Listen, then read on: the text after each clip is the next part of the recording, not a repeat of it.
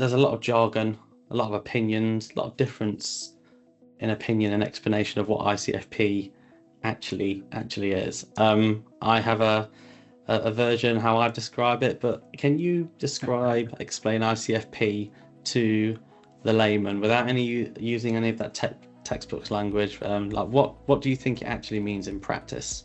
Sure. I guess the first thing is know what ICFP stands for, and I think sometimes we make assumptions, don't we? But let's assume that everybody does. But in the simplest way possible, I think it's making sure that the curriculum that school, you as a head teacher, whoever you may be, the curriculum that you design and you want to deliver to your pupils, that it's affordable, that it's sensible, and it's sustainable. That really, for me, is what it's about.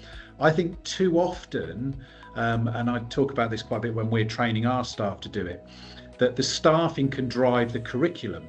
So I'll give you an example. Let's say we've got 2 business studies teachers in the school, so therefore we need to put on 2 classes of business studies. Well, should it be actually, well, do we want to put this business studies on? Is it effective? Does it deliver good outcomes for our pupils? And if the answer to both of those is yes, well, okay, now let's look at the staffing we need, recruit to that curriculum demand, so that actually it's your curriculum that's driving your resource allocation and not the other way around. And I think that traditionally, too often it's been the other.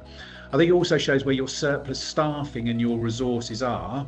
And sometimes, and increasingly in the current climate, there is a need potentially to reduce those. So I think it's useful in that context as well.